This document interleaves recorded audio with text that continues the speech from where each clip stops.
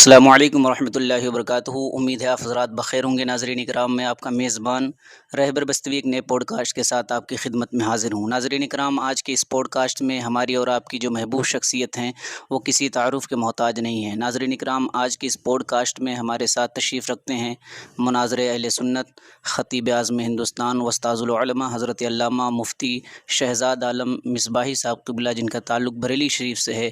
آئیے حضرت تشریف فرما ہے، ملاقات کرواتے ہیں۔ السلام علیکم ورحمۃ اللہ وبرکاتہ۔ وعلیکم السلام ورحمۃ اللہ تعالی وبرکاتہ۔ کیسے ہیں مفتی صاحب قبلہ؟ الحمدللہ، آپ بتائیے، سب بخیر؟ جی الحمدللہ، آپ کی دعائیں ہیں۔ آپ کی اجازت ہو تو جی بہت بہت شکریہ، اور آپ کے آنے کا ہم خیر مقدم کرتے ہیں، استقبال کرتے ہیں۔ اللہ آپ کو جزائے خیر دے۔ آمین آمین۔ مفتی صاحب قبلہ، سب سے پہلے ہم سب یہی جاننا چاہیں گے کہ آپ کی پیدائش کس جگہ ہوئی اور کس سن میں ہوئی؟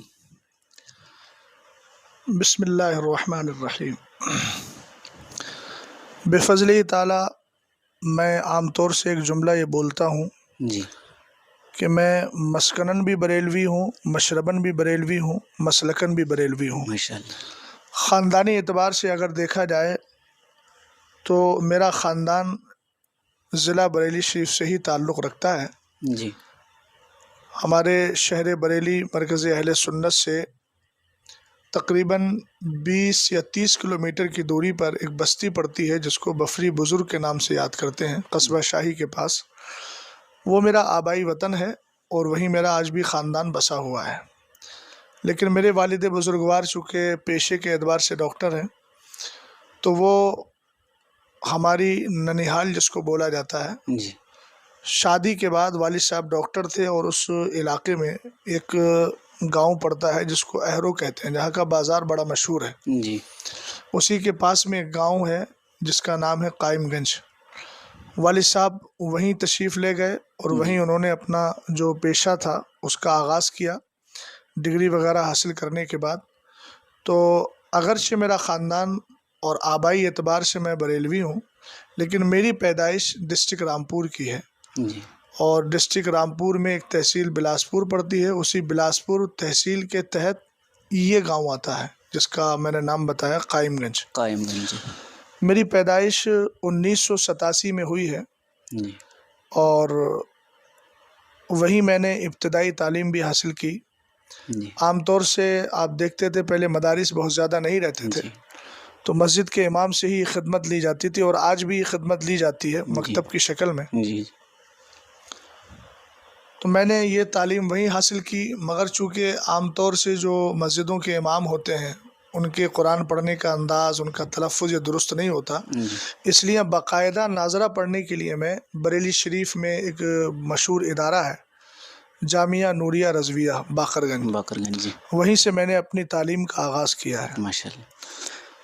جی، اس تعلیمی سفر کے بارے میں ہم تفصیل سے جاننا چاہیں گے کہ آپ نے بتایا کہ تعلیمی سفر آپ کا آغاز ہوا باقر گنج سے، اس کے بعد کہاں کہاں سے آپ نے تعلیم حاصل کی؟ دیکھیے، میں نے ناظرہ جو مکمل کیا جی وہ وہیں سے کیا، جامعہ نوریہ رضویہ سے، جی اور پھر اس کے بعد بفضل ہی تعالیٰ حفظ قرآن کا سلسلہ شروع ہوا۔ جی تو حفظ قرآن کا جو سلسلہ تھا وہ ہمارا ایک قصبہ پڑتا ہے شیش گڑھ۔ شیش گڑھ میں ایک مدرسہ ہے رضویہ قاسمیہ، گوڑی محلے میں پڑتا ہے۔ وہاں سے میں نے اپنی جو حفظ قرآن کا جو مسئلہ تھا، حفظ قرآن کا جو سلسلہ تھا، اس کا آغاز کیا، اور وہاں میں نے مشکل سے ایک پارہ بھی حفظ نہیں کیا۔ پھر پلٹ کے میں جامعہ نوریہ آ گیا، اور جامعہ نوریہ ہی میں نے تقریباً 11 پاروں کو مکمل کیا، اور اس کے بعد پھر حضرت علامہ مولانا مفتی حنیف خان صاحب، جن سے تھوڑی دور کی رشتہ داری بھی ہے، اچھا ماشاء اللہ۔ ہاں، تو ان کی رہنمائی، اور والد صاحب نے ان سے پوچھا تو انہوں نے اشارہ کیا کہ آپ یا تو ٹھاکر دوارہ بھیج دیں یا پھر کیمری۔ یہ دونوں قصبے بڑے مشہور ہیں تعلیمی اعتبار سے، اور ٹھاکر دواری کی تعلیم حفظ قرآن کے اعتبار سے اور دور کے اعتبار سے بڑی شہرت یافتہ تھی اس زمانے میں۔ جی تو ان کے کہنے پر مجھے کیمری میں میرے والد صاحب لے کر گئے، اور ہمارے ایک استاد وہاں پر ہوتے تھے، قاری عبد المجید صاحب علیہ الرحمہ، اچانک ان کا انتقال ہو گیا 1.5 سال یا 2 سال پہلے۔ جی ان کے پاس میں نے پھر 11 پاروں کا دور کر کے پھر اگلا سلسلہ شروع کیا. 9 پارے ان کے پاس میں نے کیے. پھر وہ کسی وجہ سے اپنے کاروبار کی وجہ سے جامعہ چھوڑ کر گئے. تو ہمارے ایک استاد ہوتے ہیں قاری لیاقت صاحب قبلہ، اللہ تعالیٰ ان کو سلامت رکھے. آمین. ان کے پاس میں نے حفظ قرآن مکمل کیا. اور اس کے بعد پھر دور کے لیے ٹھاکردوارے میں قاری عثمان صاحب قبلہ کے پاس میں نے بفضلہ تعالیٰ دور کیا، اور وہیں پر پھر اپنے استاد ہی کی دیکھ ریکھ میں قرآن پاک بھی سنایا. جی. اس کے بعد سلسلہ شروع ہوتا ہے درس نظامی کا. جی. تو درس نظامی کا آغاز میں نے ہندوستان کی مشہور درسگاہ الجامعۃ القادریہ رچھا اسٹیشن، جی. وہاں سے میں نے اپنے درس نظامی کا سلسلہ شروع کیا ہے. اور وہاں 5 سال میں نے گزارے ہیں، اعدادیہ تا رابعہ 5 سال تک میں وہاں پڑھتا رہا. ان دنوں حضرت علامہ مولانا مفتی عاقل صاحب قبلہ اس ادارے کے پرنسپل ہوتے تھے. اور ایک ہمارے استاذ اور ہیں حضرت علامہ مولانا شمس صاحب، جن کا خاص طور سے میرے اوپر احسان بھی ہے، اور ان کی خاص دیکھ ریکھ اور ان کی محبتیں میرے ساتھ رہیں. اور وہاں سے پھر میں نے دارالعلوم علیمیہ جمدہ شاہی کا رخ کیا، چونکہ ان دنوں وہاں عربی ادب کا بڑا غلغلہ تھا. جی. جی. اور طلباء اس بنیاد پر وہاں زیادہ جا رہے تھے کہ یہاں عربی ادب پر خاصی توجہ دی جاتی ہے. جی. اور اس میں کوئی شک بھی نہیں ہے کہ رابعہ تک میں جملہ فنون میں محنت کرتا تھا، بالخصوص منطق اور فلسفہ میرا محبوب مشغلہ تھا، جی. محبوب فن تھا. لیکن وہاں جانے کے بعد پھر مجھے عربی ادب کا ذوق پیدا ہوا، جی. اور اس میں بفضلہ تعالیٰ میں محنت کرنے لگا. جی. خامسہ میں نے دارالعلوم علیمیہ جمدہ شاہی میں مکمل کی. اس وقت حضرت علامہ مولانا فروغ احمد اعظمی صاحب اس کے پرنسپل تھے. جی. اور 1 سال وہاں میں نے گزارا. اس کے بعد پھر الجامعۃ الاشرفیہ مبارک پور کا رخ کیا. بفضلہ تعالیٰ وہاں پہلی بار میں ہی نمبر آ گیا ٹیسٹ میں. جی. اور سادسہ یعنی عالمیت اور سابیہ فضیلت، تو یوں کہہ سکتے ہیں عالمیت اور فضیلت دونوں میں نے جی. جامعہ اشرفیہ سے ہی مکمل کی ہیں. ماشاء اللہ. اب آگے بھی ذوق تھا پڑھنے کا، اساتذہ کی رہنمائی بھی تھی، ان کے اشارے بھی تھے کہ آپ باہر کا رخ کر لیں، مگر گھریلو حالات اس کی اجازت نہیں دیتے تھے. میں طبعی طور پر یہ چاہتا تھا کہ تقابل ادیان کروں، جی. اور تقابل ادیان پر میری دلچسپی چند سالوں تک رہی بھی. بفضلہ تعالیٰ اب بھی جو آپ اس وقت لائبریری دیکھ رہے ہیں میرے جی.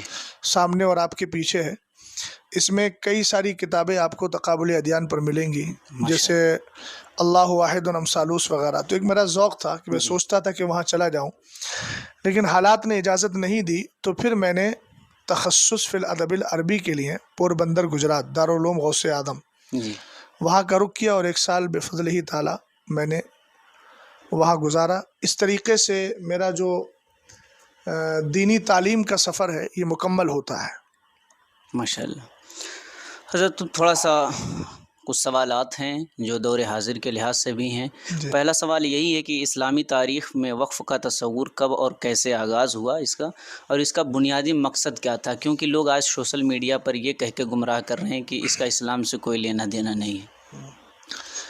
دیکھیے، ہم مسلمان ہیں، اور مسلمان ہونے کے ناطے ہم وقف شرعی کی بات کریں گے. جی.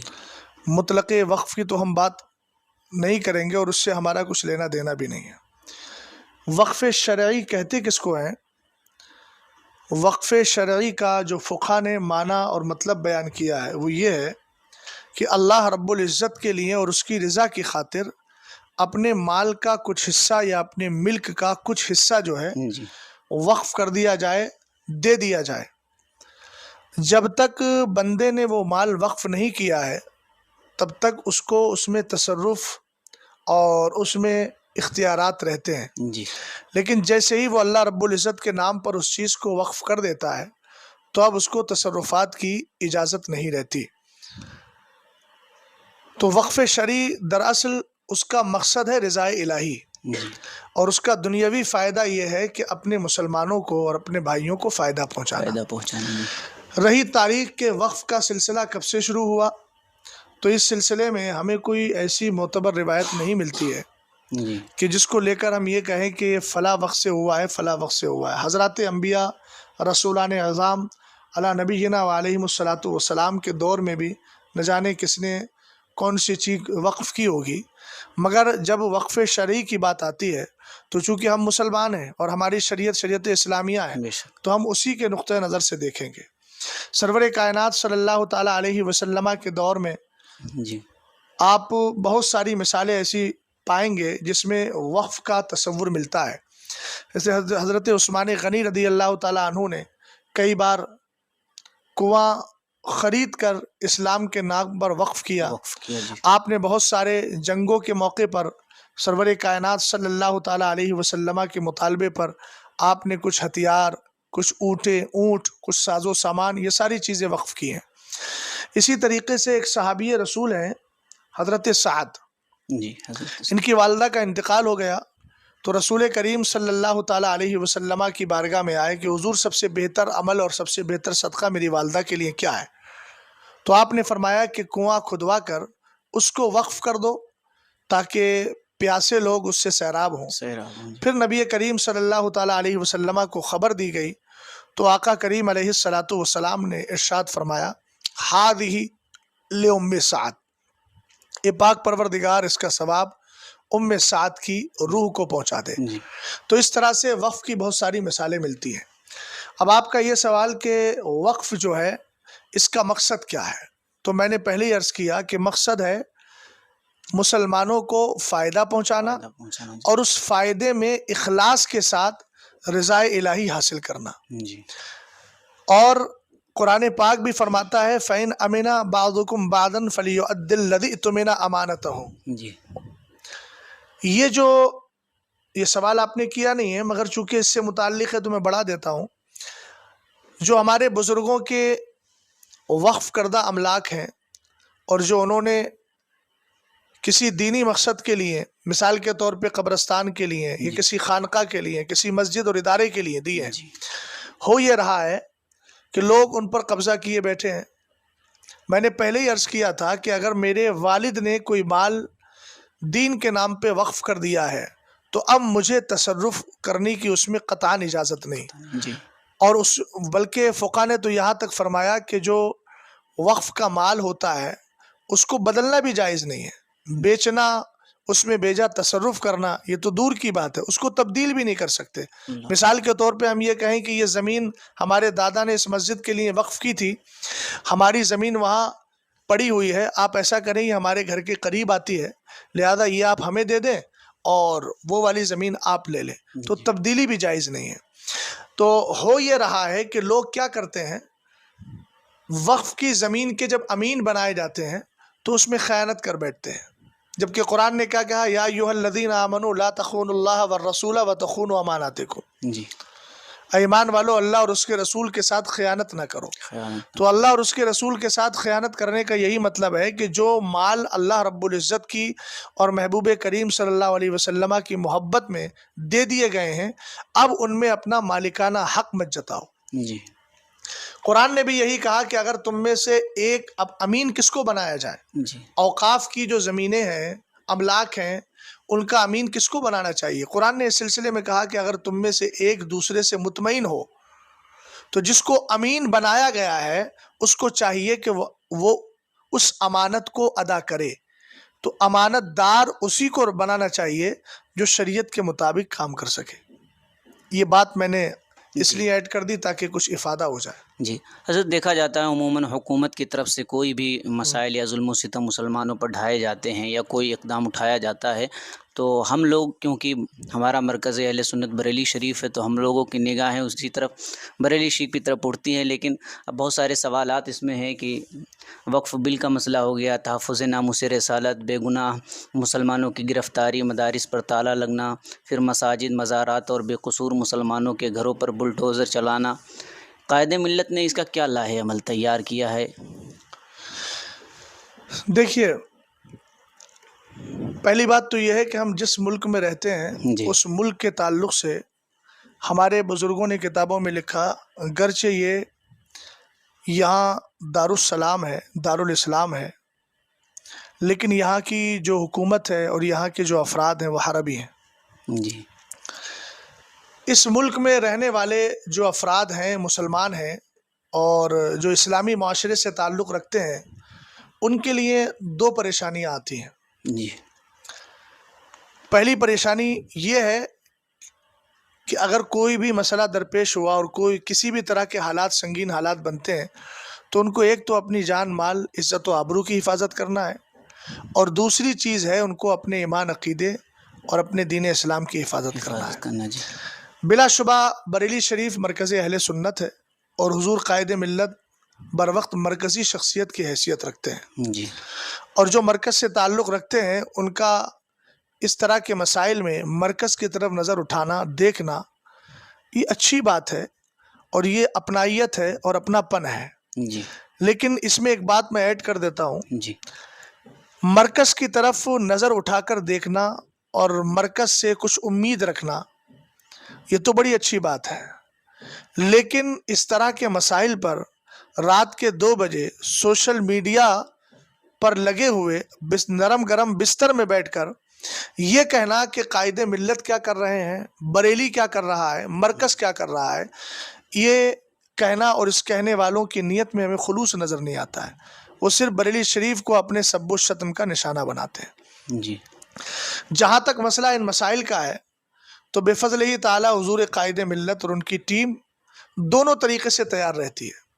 آپ کو معلوم ہوگا کہ جب جن گن من کا مسئلہ اٹھا تھا تو بریلی شریف میں حضور قائد ملت کا حضور تاج الشریعہ کے توسط سے اور آپ کی عنایت سے کیا موقف رہا زمانہ جانتا ہے۔ جی اسی طریقے سے 3 طلاق کا جو مسئلہ تھا اس کے تعلق سے بھی کس طریقے کی محنتیں اور کوششیں کی گئیں۔ اب ظاہر سی بات ہے کہ قانون جو بنتا ہے وہ پارلیمنٹ کے ممبران کی وجہ سے بنتا ہے، جی تو ہم جب ممبر آف پارلیمنٹ نہیں ہیں تو ہمیں تو اتھارٹی نہیں ہے اس میں اپنا ووٹ دینے کی یا اپنا جو ہے اپنا نظریہ رکھنے کی۔ جی جی ہم صرف اپنی قوم کو دین و سنیت مسلک اعلیٰ حضرت قرآن و حدیث کی روشنی میں موقف بتائیں گے، یہ ہماری ذمہ داری ہے۔ جی خود قرآن بھی کہتا ہے لا یکلف اللہ نفسا الا وسعها، وسعت بھر ہی ہم سے جو ہے اللہ رب العزت نے مطالبہ کیا ہے۔ حضرت عبداللہ ابن عمر رضی اللہ تعالیٰ عنہما سے کسی نے پوچھا تھا کہ آپ کربلا کیوں نہیں گئے اور آپ نے جو ہے یزید کے خلاف آپ نے جو ہے وہ تلوار کیوں نہیں اٹھائی؟ آپ نے فرمایا میرے پاس انتظامات نہیں تھے۔ تو جس چیز کا مکلف ہمیں بنایا گیا، جی حضور قائد ملت دونوں طریقے سے چارہ جوئی کرتے ہیں، اور بس مسئلہ یہ ہے کہ ہمارے مرکز میں ڈھنڈورا پیٹنے کی عادت نہیں ہے۔ ہم لوگ جو کام کرتے ہیں مقصد یہ رہتا ہے کام وہ لے لیجئے تم کو جو راضی کرے، ٹھیک ہو نام رضا تم پہ کروڑوں درود۔ چاہے وہ وقف کا ترمیمی بل کا معاملہ ہو، بے فضل ہی تعالیٰ حضور قائد ملت اس وقت جو ہے کئی چیزوں کی نگرانی کر رہے ہیں۔ جامعۃ الرضا آپ دیکھ رہے ہیں، جی دارالفتہ آپ دیکھ رہے ہیں، مرکزی دارالفتہ، جی اس کے علاوہ جماعت رضائے مصطفیٰ، یہ جتنے کام ہوتے ہیں جی جو کورٹ کچہری کے معاملات ہوتے ہیں جماعت رضائے مصطفیٰ کے ذریعے بے فضل ہی تعالیٰ کورٹ تک پہنچا جاتا ہے۔ چاہے وقف ترمیمی بل کا مسئلہ ہو اس میں بھی جماعت رضائے مصطفیٰ پہنچی تھی، ہو سکتا ہے آپ تک اس کی کچھ خبریں پہنچی ہوں۔ اسی طریقے سے اگر کہیں گھر وغیرہ گرائے جاتے ہیں یا کچھ حالات شرپسند لوگ غلط حالات پیدا کرتے ہیں، جیسے آپ کے ادھر بہرائچ میں ہوئے تھے، بے فضل ہی تعالیٰ جماعت رضائے مصطفیٰ وہاں کھڑی رہی اور اس نے غریبوں کی مدد بھی کی، اور جو امدادی تعاون، جو امداد کرنا تھی، جو تعاون کرنے کا تھا وہ کیا۔ میں یہ کہوں گا کہ حضور قائد ملت یا مرکز پر انگلی اٹھانے سے پہلے آپ کو حالات پر گہرائی سے مطالعہ کر لینا چاہیے اور آ کے ایک بار بات کر لینا چاہیے تاکہ آپ اس آیت کریمہ کے خلاف نہ کریں، یا ایھا الذین آمنوا اجتنبوا کثیرا من الظن۔ بدگمانی اسلام میں قطعاً درست نہیں ہے۔ سمجھ میں آئی بات آپ کے؟ تو الحمدللہ رب العالمین، حضور قائد ملت، ان کی جماعت، یہ تو میں نے آپ کو اس اعتبار سے بتایا، دنیاوی اعتبار سے، جی رہا دین اور سنیت کی حفاظت عقائد و نظریات کے اعتبار سے، تو آپ نے ابھی سنا ہوگا کہ حضور قائد ملت نے عرس رضوی کے موقع پر بھی اس پر گفتگو کی۔ اسی طریقے سے آپ نے ایک بیان بھی دیا اور کہا کہ یہ جو اوقاف ہیں یہ ہمارے بزرگوں کی عطا کردہ ہیں، جی اور ہمیں ہندوستانی جو آئین ہے وہ پوری آزادی کے ساتھ حفاظت کرنے کی اجازت دیتا ہے، ہم اس میں کسی دوسرے کا دخل برداشت نہیں کریں گے۔ اور جو قانونی چارہ جوئی تھی وہ بھی الحمدللہ رب العالمین کی۔ اس کے علاوہ دینی اعتبار سے حفاظت و صیانت کے لیے ہندوستان بھر اور بیرون ممالک بھی سفر کرتے ہیں، اور ان کی صرف ایک ہی بولی ہوتی ہے، انہیں جانا انہیں مانا، نہ رکھا غیر سے کام۔ للہ الحمد میں دنیا سے مسلمان گیا۔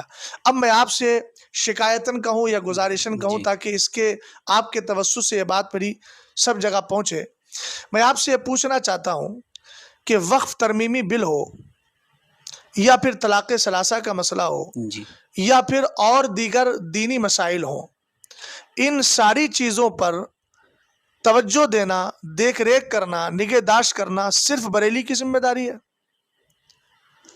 جو مسلمان ہے یا پھر ہندوستان کے اندر صرف ایک ہی خانقاہ ہے، مرکز ہونے کی حیثیت سے آپ نے کیا، توجہ رکھی، الحمدللہ اچھی بات ہے، لیکن اعتراضات عام طور سے ان حضرات کی طرف سے نہیں ہوتے ہیں جو بریلی شریف کو مرکز تسلیم کرتے ہیں، یہ ان کی طرف سے ہوتے ہیں کہ بریلی مرکز کیا کر رہا ہے، جن کو اگر تنہائی میں جا کے آپ پوچھ لیں کہ آپ بریلی کو مرکز مانتے ہیں تو وہ ایک پوری دنیا بسائے ہوئے ہیں بریلی کی مرکزیت کو ختم کرنے کے لیے۔ لیکن یاد رکھیے بریلی کی مرکزیت اعلیٰ حضرت کی شخصیت اور فتاوی رضویہ کی بنیاد پر ہے، اور جب تک یہ دونوں چیزیں باقی ہیں یہاں کی مرکزیت کو کوئی ختم کرنے کا خواب بھی نہ دیکھے، کبھی ختم بھی نہیں ہو سکتی انشاءاللہ۔ تو یہ اعتراض، میرا اعتراض کہوں، گزارش کہوں، ہندوستان میں بے شمار خانقاہ ہیں، سب اپنے مریدین میں جاتے ہیں اور سب دین و سنیت کے نام پر ان کو مرید بھی کرتے ہیں، اور بفضل ہی تعالیٰ ان کا مالی تعاون بھی ہوتا، اپنے ادارے بھی چلاتے ہیں۔ تو جس وقت اسلام کے خلاف، سنیت کے خلاف زبان درازی ہوتی ہے تو صرف بریلی کو لوگ کیوں کوستے ہیں؟ کیا ان خانقاہ والوں کی قطعاً کوئی ذمہ داری نہیں ہے جو اسلام کے نام پر کھا رہے ہیں؟ کیا ان کی ذمہ داری نہیں ہے کہ وہ مذہب اسلام کے لیے کھڑے رہیں؟ اس وقت صرف بریلی شریف ہی رہے گا۔ الحمدللہ بریلی شریف کسی کے کہنے کا محتاج نہیں ہے، وہ اپنی ذمہ داری ادا کرتا ہے، لیکن یہ اعتراض ان خانقاہ والوں سے بھی کرنا چاہیے، میری قوم کے افراد کو اور میرے نوجوانوں کو، جو بڑے سلسلے لے کر کے ہندوستان میں گھومتے ہیں اور بڑے گھر بھی بناتے ہیں، خوب مال و زر بھی حاصل کرتے ہیں، سمجھ گئے آپ؟ ان میں سے بہت تو ایسے ہیں جن کے پاس ادارے ہی نہیں ہے، اور ان کی خانقاہوں میں دین و سنیت کا مذاق اڑتا ہے، بالخصوص رافضیت کا، اس وقت ان کی زبانیں بند رہتی ہیں۔ تو یہ ساری چیزیں ہمیں ان کے تعلق سے بھی سوچنا چاہیے۔ جی حضرت، جیسے آپ نے فرمایا کہ مطلب کمنٹ وغیرہ جو کرتے ہیں، نگیٹو جو کرتے ہیں، تو اگر میں دیکھوں، آپ نے قائد ملت کے بارے میں بتایا کہ قائد ملت کس طریقے سے ان سارے معاملات میں لگ کر کھڑے ہو کر کام کر رہے ہیں، تو ان کا اعتراض بھی اگر اس طرف سے دیکھ لیا جائے کہ آپ جامعۃ الرضا میں پڑھاتے ہیں، انہی کے ارد گرد رہتے ہیں، تو اس لیے آپ ان کی تعریف کر رہے ہیں، ایسا بھی لوگ کہہ سکتے ہیں۔ میں نے اسی لیے ایک جملہ آپ سے عرض کیا کہ کچھ بولنے سے پہلے براہ راست تحقیق کر لیں۔ ٹھیک ہے، میں اس ادارے کا خادم ہوں، حضور تاج الشریعہ کا مرید ہوں، اس اعتبار سے کوئی آدمی یہ کہہ سکتا ہے اور آپ کا اعتراض بجا ہے، لیکن میں نے پہلے ایک جملہ عرض کیا دفع دخل مقدر کے طور پہ، ہماری تدریسی زبان میں کہتے ہیں جو اعتراض ہونے والا تھا اس کا جواب میں نے پہلے ہی دے دیا کہ آپ کچھ بولنے سے پہلے، بدگمانی کرنے سے پہلے بریلی شریف آئیے، بیٹھیے، بات چیت کیجئے۔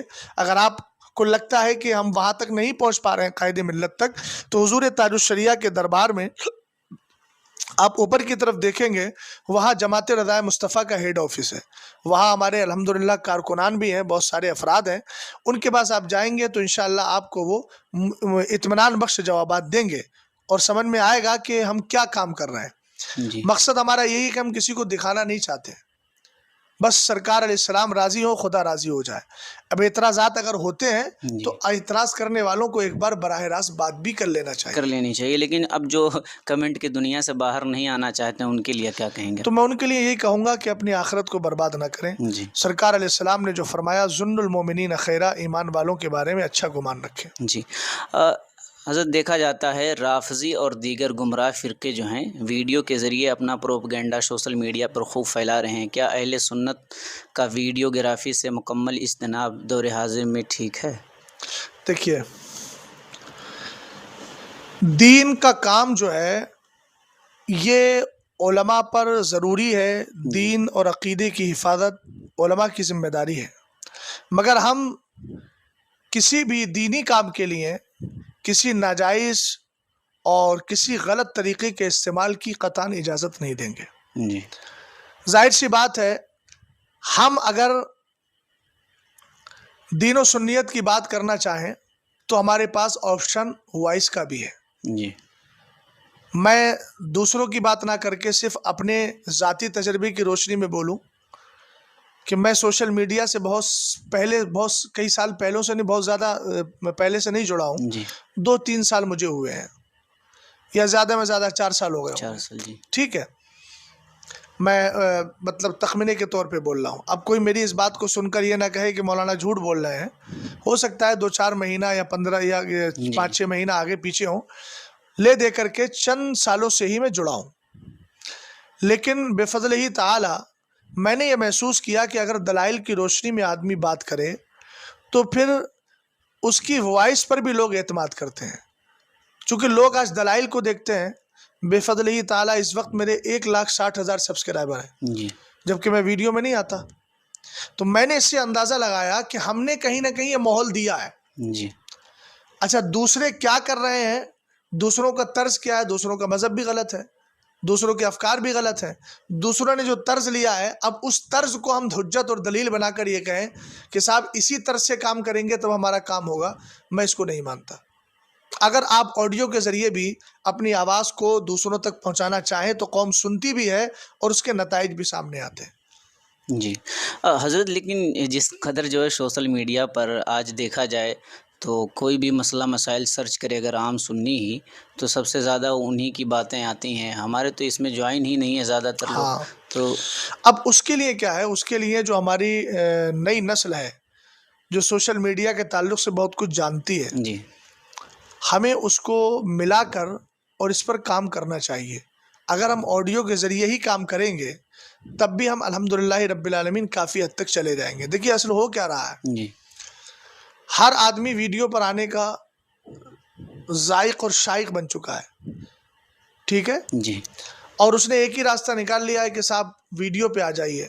ویڈیو پہ آنے کا شوق تو آپ کو ہے، لیکن جس طریقے سے گفتگو کرنا چاہیے اور جس طریقے سے جماعت اہل سنت کے افکار و نظریات کی ترجمانی ہونا چاہیے، اس طریقے سے آپ ترجمانی نہیں کر رہے ہیں. جی اگر آپ اس طریقے سے ترجمانی کریں گے تو آپ کو ویڈیو کی قطعاً ضرورت نہیں پڑے گی اور آپ اہل سنت کا بڑا فائدہ پہنچا سکتے ہیں. حضرت، یہی تو خسارہ ہو رہا ہے کہ جو پڑھے لکھے لوگ نہیں ہیں وہ سوشل میڈیا پر جا کر کے انٹرویو وغیرہ دے رہے ہیں اور سوالات میں بچ جا رہے ہیں.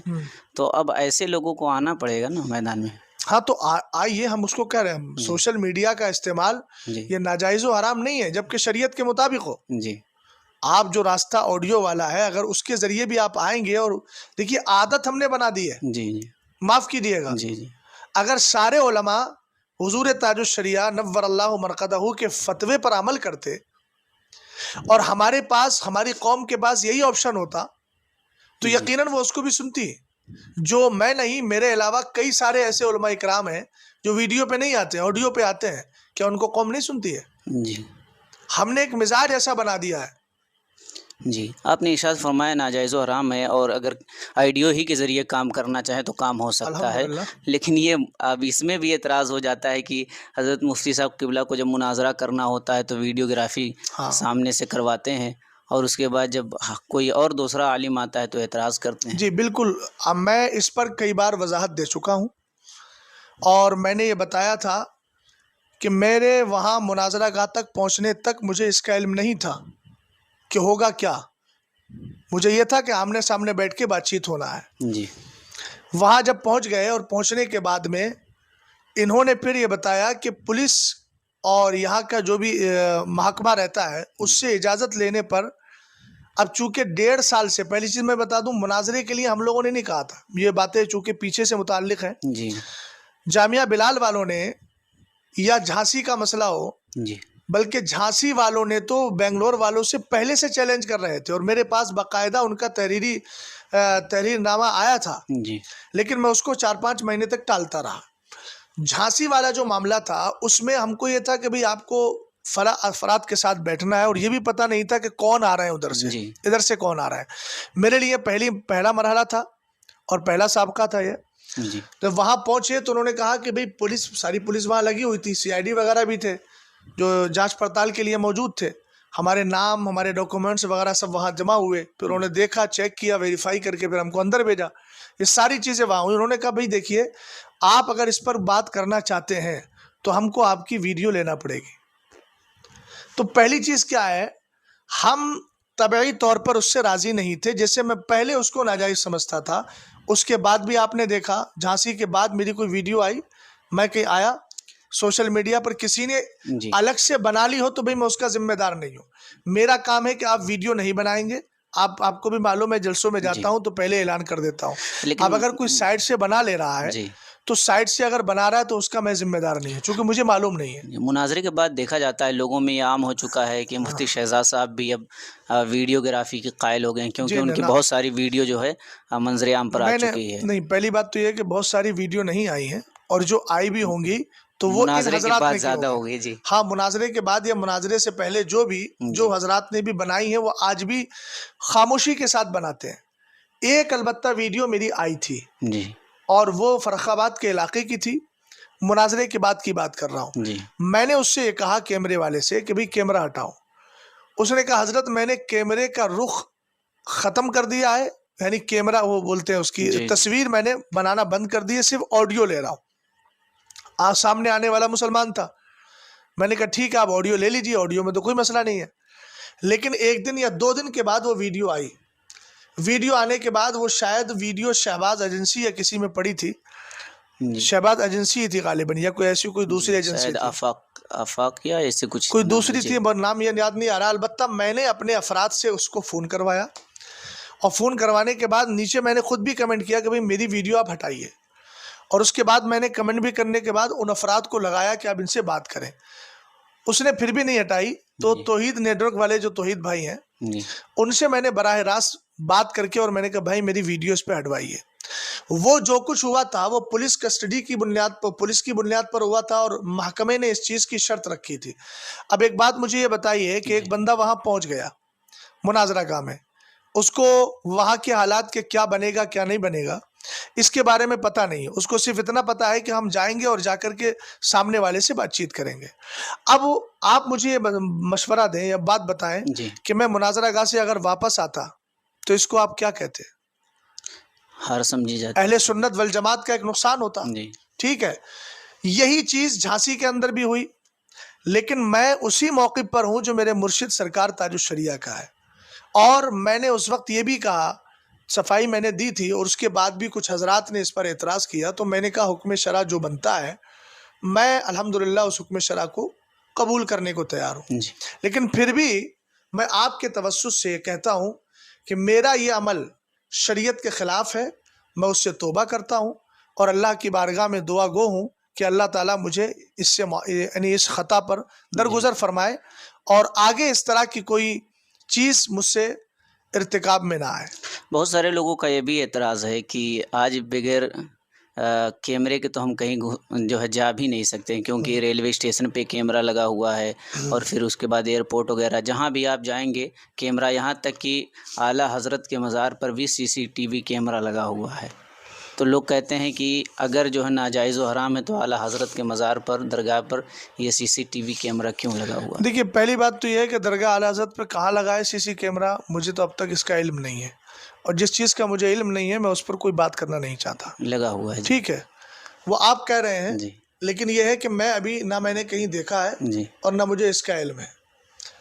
جو چیز میں نہیں جانتا اس پہ میں بات بھی نہیں جی کروں گا. البتہ رہا یہ مسئلہ کہ مال وغیرہ ہیں یا مطلب دکانیں ہیں یا ایئرپورٹ ہیں، یہ ساری چیزیں ہیں. دیکھیے، انسانی ضروریات اور انسانی حاجات ان سے کسی کو مفر نہیں ہے، کوئی آدمی بچ نہیں پائے گا. جی انسان کو اپنے گھر سے نکل کے باہر جانا ہی ہے، ساز و سامان لینا ہی ہے، کھانے پینے کی چیزیں اور اس کی اشیاء خریدنا ہی ہے. یہاں ایک مسئلہ آپ سمجھیے گا، مجھے یاد پڑتا ہے کہ حضور تاج الشریعہ نور اللہ مرقدہ سے کسی نے سوال کیا تھا کہ حضور یوٹیوب پر چینل بنانا کیسا، جی اور اس چینل پر جی کبھی ایڈس وغیرہ آ جاتے ہیں. تو حضور تاج الشریعہ علیہ الرحمہ نے فرمایا کہ ایک ہوتا ہے سبب اور ایک ہوتا ہے مباشر. اس کو دھیان سے سمجھیے گا آپ. جی ہم نے چینل بنایا، اور چینل بنانے کے بعد جو چینل ہم نے بنایا ہے بناتے وقت اس میں کوئی بھی مخالف شرع چیز نہیں آئی، آپ تو جانتے ہیں اس کے بارے میں۔ جی اب اس کے بعد ہم نے اس کو مونیٹائز بھی نہیں کرایا، بغیر مونیٹائز کرائے کمپنی اس پر ایڈ بھیج رہی ہے، جی اس میں ہمارا کیا ہے؟ یہی حال سی سی کیمرے وغیرہ ہم نے تو نہیں لگائے نا، نہ ہم لگانے کی بات کر رہے ہیں، ہم ضرورت کے تحت جو ضرورتیں ہماری ہیں اس کے بغیر تو ہمیں چارہ کار ہی نہیں ہے، تو ہم ضرورت کے تحت جا رہے ہیں۔ گناہ اصل مباشر پر ہوگا، جی سبب پر نہیں ہوگا۔ اصل مباشر کون ہے؟ کیمرے والا۔ کیمرہ جس نے لگایا ہے، مسئلہ اس کا ہے، ہم اپنی ضرورت کے تحت جا رہے ہیں۔ یہاں یہ لوگ جو مغالطہ دیتے ہیں کہ پھر تو اپنے چہرے پہ جو ہے وہ رومال باندھ کے جاؤ، گھر کے اندر بند ہو جاؤ، کوئی کہتا ہے کہ قبر کے اندر گھس جاؤ، تو یہ سب نادانیاں ہیں۔ حکم شرع کو سمجھنے کی کوشش کریں۔ شریعت نے کسی کو کسی کے عمل کی بنیاد پر گناہگار نہیں ٹھہرایا۔ قرآن کہتا ہے وَلَا تَزِرُ وَازِرَةٌ وِزْرَ أُخْرَى، جرم اگر میں نے کیا ہے تو سزا آپ کو کیوں؟ بات سمجھے آپ؟ جی جی حضرت دیکھا جاتا ہے جیسے بریلی شریف ہے، اس مسئلے میں بہت سخت ہے، ناجائز و حرام ویڈیوگرافی کو مانتے ہیں، اور شروع سے اعلیٰ حضرت سے لے کر اب تک، اور انشاءاللہ اس کا سلسلہ جاری رہے گا۔ لیکن جو مرکز اہل سنت سے ٹچ میں ہے یا رضوی ہیں یا اعلیٰ حضرت کو مانتے ہیں، سب سنی صحیح العقیدہ ہیں، بہت سارے لوگ ویڈیوگرافی کرتے ہیں، تو ان کے لیے کیا حکم ہے؟ دیکھیے، پہلی بات تو لفظ سخت نہیں، تسلب ہے جی وہ سختی نہیں ہے، تسلب ہے، وہ جی مضبوطی کے ساتھ عمل کر رہے ہیں۔ دوسری بات یہ ہے کہ چاہے وہ بریلی شریف سے مرید ہو یا کسی اور طرف سے، حکم شرع سب کے لیے برابر ہے۔ ایسا نہیں ہے کہ ہمارے سلسلے سے، اس سلسلے سے جو لوگ مرید ہیں اور جو ہمارے پیر بھائی ہیں ان کے لیے ہم کہنے آسانی ہے۔ شریعت کا حکم، سرکار تاج الشریعہ کا فتویٰ جس طرح میرے لیے ہے اسی طرح آپ کے لیے بھی ہے، اسی طرح ان علماء کے لیے بھی ہے، عوام کے لیے بھی ہے۔ جی اب بہت سارے لوگوں نے یہ بھی کہا کہ جو فوٹو کی بات تھی، تصویر بنانے کی، اور یہ ویڈیو بنانے کا مسئلہ الگ الگ ہے، تو اس کی کیا حقیقت ہے؟ دیکھیے، تصویر دونوں ہیں۔ اعلیٰ حضرت امام اہل سنت نے عطاء القدیر فی حکم تصویر کے اندر ایک جملہ ارشاد فرمایا ہے، جی خواہ وہ دستی ہو، خواہ عکسی ہو، خواہ منقش ہو یا مسطح ہو، سب تصویر کے حکم میں۔ جی تو عکسی میں تو یہ چیز آتی ہے نا۔ اب جو لوگ یہ تعویل کرتے ہیں کہ یہ صرف عکس آئینہ کی طرح ہے، وہ اس چیز کو اچھی طرح محسوس کریں کہ عکس آئینہ پر قیاس کرنا قطعاً درست نہیں ہے۔ جی اس لیے درست نہیں ہے جی کہ اس میں سارے مواد کو محفوظ کیا جا سکتا ہے، 10 سال کے بعد بھی دیکھنا چاہیں تو دیکھ لیں گے، لیکن آئینے کے سامنے کھڑے ہو کر اگر دائیں بائیں چلے جائیں تو آپ جانتے ہیں کہ جب تک آئینے کے سامنے ہے تب تک وہ آپ کی شکل نظر آ رہی ہے، اور آئینے سے ہٹ گئے تو شکل پھر نظر نہیں آتی، وہاں محفوظ نہیں ہوتا ہے۔ بات سمجھ گئے نا؟ جی جی ہاں، جب پڑھیں گے اس کی تفصیل میں جائیں گے تو صورت قارہ غیر قارہ کی پوری تفصیل سامنے آئے گی۔ بہت سارے اعتراض اس میں ہو سکتے ہیں، کیونکہ جتنے جلسے ہو رہے ہیں لگ بھگ 99% لائیو ویڈیو وغیرہ سے پروگرام چل ہی رہے ہیں، بہت سارے اعتراض ہو سکتے ہیں، لیکن ہم تھوڑے سے اور، کیونکہ آپ کے پاس وقت نہیں، کم ہے۔ میں ان سارے اعتراضات کے لیے صرف ایک ہی جملہ یہ بولنا چاہوں گا، جی ہم کسی بھی مسئلے کو سامنے رکھیں تو اس کو دنیاوی ضرورت کی نظر سے نہ دیکھیں، ضرورت شرعی کی نظر سے دیکھیں۔ یہ گڑبڑی کہاں ہو رہی ہے؟ لوگوں نے دنیاوی ضرورت کو شرعی ضرورت سمجھ لیا ہے۔ مثال کے طور پر آپ کہیں یار پانی دیجئے، مجھے پینے کی ضرورت ہے، جی جبکہ آپ اگر 1-2 گھنٹہ پانی نہیں بھی پئیں گے تب بھی زندہ رہ سکتے ہیں۔ جی تو یہ ضرورت دنیاوی ہے، لیکن آپ کو اتنی پیاس لگی ہے کہ اگر 1 لمحے کے لیے آپ پیاسے رہے یا 1 منٹ بھی آپ پیاسے رہے تو جان چلی جائے گی۔ تو ایسی صورت میں شریعت نے کہا پانی نہیں ہے تو شراب بھی پی لو۔ وہ ہے ضرورت شرعیہ، اور یہ ہے ضرورت دنیاوی۔ جلسے وغیرہ میں اب کچھ لوگ کہتے ہیں کوئی آ جائے، دشمن مار دے، یہ کر دے، اس کو وہ دنیاوی ضرورت کو وہ کیا کرتے ہیں؟ شرعی ضرورت سمجھتے ہیں۔ جی تو ہمیں اسلام نے معیار جو دیا ہے وہ معیار شریعت دیا ہے۔ ہم کسی بھی ضرورت کو شریعت کے ترازو میں رکھیں، طبیعت کے ترازو میں نہ رکھیں۔ یہ اس میں سے مفتی صاحب حملے ہی کی بات نہیں ہے، اگر شاسن پرشاسن بعد میں اس کا مطالبہ کرے کہ آپ کے جلسے میں ایسی باتیں ہوئی، آپ کے پاس آن ریکارڈ کوئی چیز موجود ہے، ریکارڈنگ کی جا سکتی ہے، ریکارڈنگ کی جا سکتی ہے۔ ہاں ہوتا ہے، ریکارڈنگ ہوتی بھی ہے۔ جی تو ویڈیو مانگتے ہیں، آڈیو تسلیم نہیں کرتے سب ہیں۔ جگہ نہیں ہے ایسا۔ جی، بہرحال مفتی صاحب قبلہ، رافضیوں کا دعویٰ ہے کہ وہ اہل بیت کے سب سے بڑے چاہنے والے ہیں، آپ اس دعوے کو قرآن و حدیث سے کیسے رد کریں گے؟ دیکھیے، الحمدللہ رب العالمین، ہم اہل سنت والجماعت ہیں، اور اہل سنت والجماعت کے علاوہ جتنے فرقہ باطلہ ہیں سب کچھ گمراہی کی حد تک ہیں، کچھ کفر کی حد تک ہیں۔ جی، اور فقہ نے ایک ضابطہ بیان فرمایا ہے، والمراد بالمبتدع من یعتقد الشیء علی خلاف ما یعتقد اہل السنت والجماعہ، بدعتی اور بد مذہب سے مراد وہ شخص ہے جو اہل سنت سے کسی بھی ایک عقیدے میں اختلاف کر لے، جی، وہ اسلام سے باہر یعنی سنیت سے باہر ہے۔ باہر ہو گیا۔ جی، یہاں تک جو رافضیوں کا جو رہا دعویٰ کہ ہم اہل بیت سے سب سے زیادہ محبت کرنے والے ہیں، یہ دراصل دعوے میں جھوٹے ہیں، اور سرور کائنات صلی اللہ تعالیٰ علیہ وسلم نے اس جماعت کی پیشین گوئی بہت پہلے فرما دی تھی۔ علامہ ابن حجر حیثمی شافعی مکی رحمۃ اللہ تعالیٰ علیہ کی ایک کتاب ہے الصواعق المورقہ، جی، اس میں امام دارقطنی کے حوالے سے مولا کائنات ہی راوی ہے حدیث کے۔ مزے کی بات یہ ہے، جی، اس میں یہ فرمایا کہ سرور کائنات صلی اللہ علیہ وسلم نے فرمایا یکون فی آخر زمانی قوم لہم نبذ یقال لہم الرافضہ، کہ میری امت میں اخیر زمانے میں ایک قوم پیدا ہوگی جس کا برا سا لقب ہوگا اور اس کو رافضی کہا جائے گا۔ فَإِنْ أَدْرَكْتَهُمْ فَاقْتُلْهُمْ فَإِنَّهُمْ مُشْرِكُونَ، علی اگر تجھے مل جائیں تو ان کا صفایا کر دینا، اس لیے کہ یہ اس امت کے مشرک ہیں، اور مشرک کس کو کہتے ہیں؟ جو اللہ کی ذات و صفات میں کسی کو شریک ٹھہرائے۔ شریک ٹھہرا تو ہے۔ انہوں نے چونکہ عقیدہ یہ مانا ہے کہ حضرت علی میں معاذ اللہ رب العالمین جو ہے الوہیت یعنی خدا اتر آیا ہے، خدا ہوتا ان کا یہ نظریہ ہے، خاص طور سے فرقہ سبائیہ کا۔ ہے۔ جی، اب سرکار علیہ السلام سے مولا کائنات نے پوچھا حضور ان کی پہچان کیا ہے، میں کیسے پہچانوں گا؟ جی، بھئی ظاہر سی بات ہے، کسی سے کچھ کہنا ہے تو پہچان تو ہونا چاہیے۔ پہچان ضروری ہے۔ آپ نے فرمایا آیت ذالک انہم یسبون ابا بکر و عمر، ان کی پہچان یہ ہے کہ یہ ابو بکر و عمر کو گالیاں دیں گے۔ اب آپ کا یہ سوال کہ یہ کہتے ہیں کہ ہم ہی اہل بیت سے سب سے زیادہ سچے محبت کرنے والے ہیں، تو اس دعوے کا خود سرکار علیہ السلام نے رد فرمایا ہے۔ نبی علیہ السلام نے فرمایا ینتحلون حبنا اہل البیت ولیسوا کذالک، یہ لوگ ہم اہل بیت کی محبت کا دعویٰ تو کریں گے، جی، ولیسوا کذالک، مگر یہ ایسے ہوں گے نہیں۔ ہوں گے نہیں۔ یعنی سرکار علیہ السلام نے خود ان کو کیا ہے، اہل بیت کی محبت میں جھوٹا قرار دیا ہے۔ جھوٹا، جی، اور ظاہر سی بات ہے ابو بکر و عمر کو گالیاں دینے والا سچ کیسے ہو سکتا ہے؟ یہ تو وہ مومن ہے کہ جن سے محبت کرنے والا شخص ہی مومن بن پاتا ہے۔ مومن بن پاتا ہے۔ جی، مفتی صاحب قبلہ، یہ رافضیت اور پھر اس کے بعد خارجیت، پھر ناصبیت، یہ ان سارے فرقوں سے کیسے بچا جا سکتا ہے؟ دیکھیے، دور حاضر میں ان فرقوں سے اگر بچنا ہے تو اس کے چند طریقے ہیں۔ پہلا طریقہ تو یہ ہے کہ مدارس میں جو تعلیم ہو رہی ہے، چند کتابیں عقائد پہ پڑھائی جاتی ہیں لیکن پرانا طرز ہے، جو چیزیں آ گئیں بتا دیا۔